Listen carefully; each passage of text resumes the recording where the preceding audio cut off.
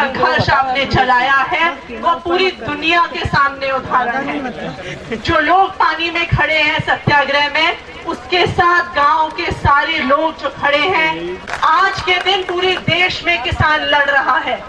आज के दिन पूरे देश में किसान की लड़ाई लड़ी जा रही है। वो सिंगूर से शुरू होती है, वो पूरे दिल्ली से बंबई से बन रहे हाईवे में होती है, चेन्नई में ये लड़ाई है, मध्य प्रदेश में ये लड़ाई है। आप लोग इस लड़ाई में अकेले नहीं हैं।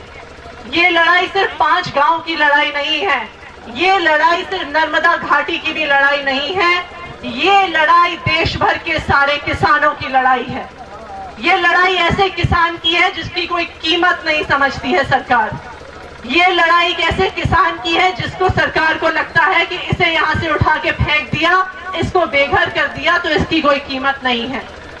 ये लड़ाई ऐसे किसान की है जो रोज रोज आत्महत्या करता है तो कोई सुनने भी नहीं आता।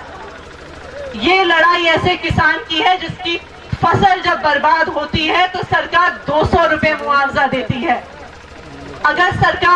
अगर किसान आत्महत्या नहीं करेगा तो क्या करेगा? पिछले 32 दिन से घोघल गांव के किसानों ने यहाँ पर पानी में खड़े होकर दिखाया है कि हम सरकार का सामना कर सकते हैं। जिस दिन यहाँ पर किसान सत्याग्रह में बैठे थे तो गैर कानूनी गैर मानवीय तरीके से सरकार ने बांध का पानी बढ़ाया था। 189 से 191 तक ओमकारेश्वर बांध का पानी बढ़ाया। सबको पता है कि उस दिन पुलिस भी खड़ी थी, जेसीबी भी खड़े थे। सरकार ने तो मन बना लिया था कि यहाँ से पानी भरेंगे और वहां से गांव को तोड़ना शुरू करेंगे। आज तक इन किसानों को मुआवजा नहीं मिला।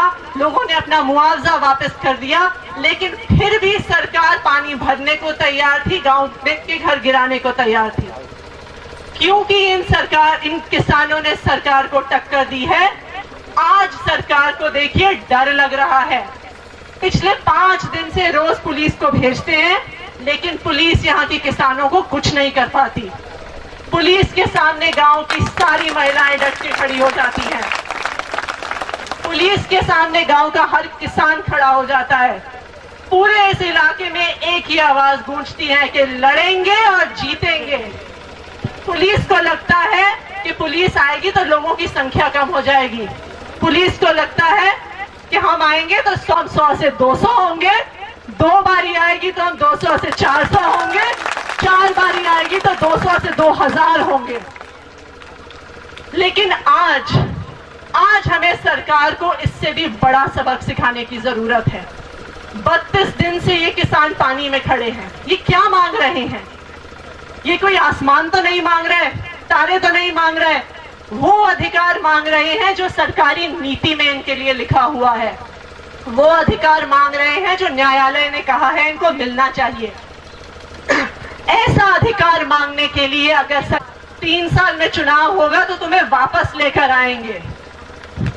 आज के दिन जो सारे किसान हैं उनको ये संकल्प लेना पड़ेगा कि हम सबको मिलकर इस असंवेदनशील सरकार को, इस घमंडी सरकार को, इस अहंकारी सरकार को मिलकर के इसका सामना करना पड़ेगा। क्योंकि आज हमने देख लिया है कि सत्याग्रह तक के रास्ते को ये सरकार सुनने को तैयार नहीं है। ये बात सिर्फ 5 गांवों की नहीं है, ये बात सिर्फ नर्मदा घाटी की नहीं है। पूरे देश के किसानों को, पूरे प्रदेश के किसानों को इकट्ठा होना पड़ेगा। ये सिर्फ 5 गांव की लड़ाई नहीं है, ये पूरे प्रदेश के किसान की लड़ाई है। ये समर्थन मूल्य की लड़ाई है, ये बोनस की लड़ाई है, ये किसान की जो रोज रोज आत्महत्या हो रही है उसकी लड़ाई है। ये हर उस मजदूर की लड़ाई है जिसे मजदूरी नहीं मिल रही है। ये हर उस बटियादार की लड़ाई है जो फसल खराब होती है तो उसे इंश्योरेंस नहीं मिलता है, बोनस नहीं मिलता है। आज के दिन घोघल गांव के इस आंदोलन को हमें और एक बड़ा स्वरूप देना होगा। इसे प्रदेश भर का एक किसान आंदोलन बनाना होगा, क्योंकि जब तक सब लोग इकट्ठे नहीं होंगे ये सरकार हमारी बात नहीं सुनेगी। 32 दिन से ये लोग पानी में खड़े हैं। शिवराज सिंह चौहान को शर्म आनी चाहिए। अपने आप को किसान का बेटा कहता है, यहाँ पे 32 दिन से 100 किसानों का शरीर गल रहा है। 20 किलोमीटर दूर तक आया था, इनसे बात तक करने नहीं आए हैं। आज हमें सरकार को चुनौती देनी होगी कि प्रदेश भर के किसान इकट्ठे होंगे और हमने शिवराज को भोपाल में बिठाया है। हम शिवराज को भोपाल से 3 साल में हटा के रहेंगे। लेकिन मैं आज जो हमारे साथी पिछले 32 दिन से पानी में हैं, मैं पूरे देश की तरफ से इनसे अपील करना चाहूंगी कि अब पानी से बाहर आने का समय आ गया है। समय इसलिए आ गया है क्योंकि हमने देख लिया है कि ये अहंकारी सरकार, असंवेदनशील सरकार किसान की बात नहीं सुन रही है। अब इस लड़ाई को खोगर गांव से बाहर ले जाकर भोपाल तक पहुंचाना है, दिल्ली तक पहुंचाना है। जो संघर्ष खोगर गांव से शुरू हुआ है, इसकी आवाज पूरे देश भर में गूंज रही है और इस आवाज को हमें पूरे देश भर में लेकर जाना है और इसका नेतृत्व इन सब साथियों को करना पड़ेगा क्योंकि ये संघर्ष इन्होंने शुरू किया है। तो पूरे देश भर की तरफ से मैं इन सब किसानों से, सब साथियों से अपील करना चाहूंगी कि आज इस 32वें दिन पे जल सत्याग्रह को स्थगित करें और यहां से एक व्यापक लड़ाई, जो किसान की लड़ाई है, जो मजदूर की लड़ाई है, उसको आगे बढ़ाएं। और अपनी बात खत्म करने से पहले, जैसे मैंने पहले भी कहा था, मैं नर्मदा घाटी के किसान को, नर्मदा घाटी के लोगों को सलाम करती हूं क्योंकि जो लड़ाई आपने यहाँ पे लड़ी है पिछले 30 दिन से, पिछले 1 महीने से, इसको देश का और दुनिया का इतिहास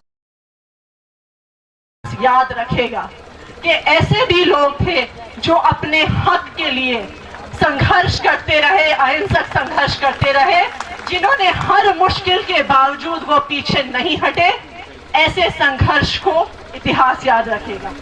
जय हिंद। एक बार भारत माता की।